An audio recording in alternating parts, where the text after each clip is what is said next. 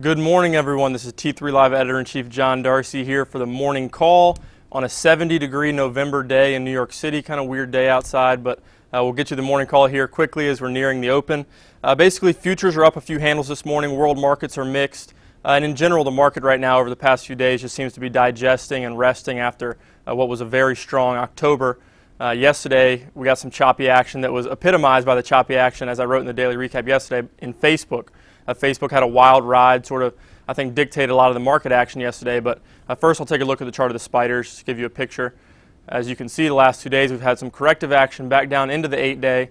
We're up a few handles this morning, so on a short-term basis, you could say the 8-day provided a little bit of support. But I think we're only up a few handles, so the action will be determined on what happens during the session today.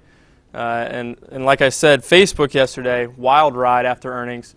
If you were following it after hours, you know that they came out with the report, beat on the bottom and top line pretty handily. The mobile numbers were really good. The stock was up about 10% after hours, and more than that, 13% I think around was its high. But then the conference call came and everything was pretty negative from there. They revealed that teens are sort of spurning the site more than usual, and that led to a down open, a pretty significant down open for Facebook. But during the session was able to rally back positive.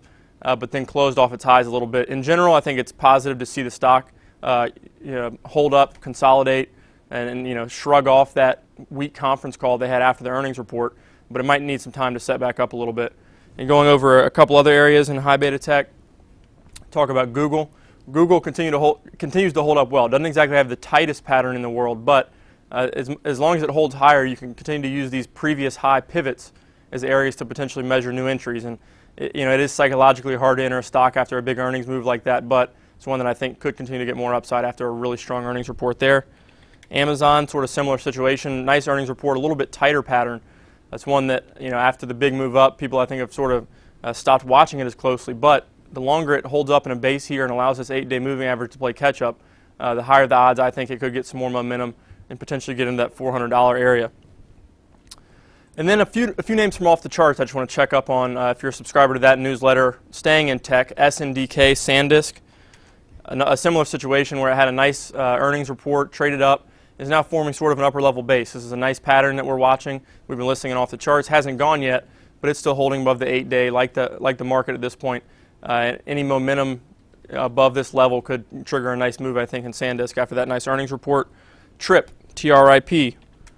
One that's been acting well. Had these big igniting bars here to take it to the top end of this range near this resistance pivot. Yesterday it accelerated above it, did close off its highs a little bit, which isn't exactly what you want to see on a breakout, but I think this is one that has been strong and could continue to be strong, especially if we can get a nice close definitively above that pivot resistance level. Another one that we actually removed from the watch list on off the charts, SBUX. It had earnings yesterday or after the close the night before, and opened down on the earnings, but then was able to rally back and get in a positive territory. So this is one that we don't take equities into earnings, but this is one that did hold up in its upper level base, could actually be returned to the watch list now that it has absorbed that earnings move. So want to keep an eye on sort of a similar situation that you saw with something like DDD that was down on earnings initially, but then rallied up, showed nice demand on the dip, and could potentially get more upside in the next few sessions.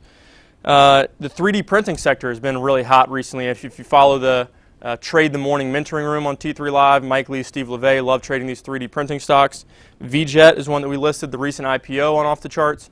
It does have big ranges, big volatility. This is a new issue, but you had a nice demand on the first day, huge rally in the first 2 days of the IPO, and then it's been forming a wedge pattern since then. The pattern's been tightening, so if we do get a break, I'll draw the lines here for you.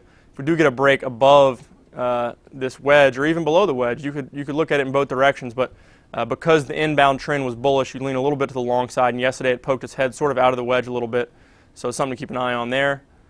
DDD actually hit our targets from off the charts, so this is one that was removed from the watch list because it reached our targets, but SSYS is one that we listed as one that could follow suit on that DDD strength, and yesterday it tried to push above these pivot highs, these all-time highs, but closed back below, closed off its highs, but nothing really to be too concerned about. I think it could continue, get some more momentum. Basic material stocks, I think Warren mentioned, if you follow me on Twitter, you've paid attention to some of my commentary. CLF is a position that I've been liking and been playing. It's one that if you try to day trade this thing, it'll drive you crazy. But on a swing trading basis, it continues to push higher. Every earnings report the last 3 or so quarters have triggered a squeeze. And now it looks like we could be threatening this recent pivot high. The high of this candle is 25.95. We're just below that. Big short interest here in CLF. Could push higher if we break above there. X, another one, U.S. Steel has been extremely strong. Big igniting bar here. 2-day consolidation. Could see more upside. And then Walter Energy is an energy play that's another one of those laggard high short interest stocks that we've been listing on off the charts. Looked like it wanted to go 2 days ago, closed off its highs, but now it's above the 8-day. If it does break above, out of this range here, it could get some momentum. And then today, another thing to watch, we have monthly sales figures for the automakers, so watch GM, watch Ford, watch Tesla if you're looking for volatility in the market. And also watch the solars. First Solar reported earnings this morning and is up, last time I checked, around 8.5%. So that could have some sympathy, residual type effect to the rest of the solar sector and trigger some momentum there in a sector that has a lot of short interest, had a lot of volatility, and could be continued opportunities there. But it's been John Darcy here for your morning call. I'll be back here for the daily recap to share a little bit of information about a special we're going to do surrounding the Twitter IPO next week, so stay tuned for that.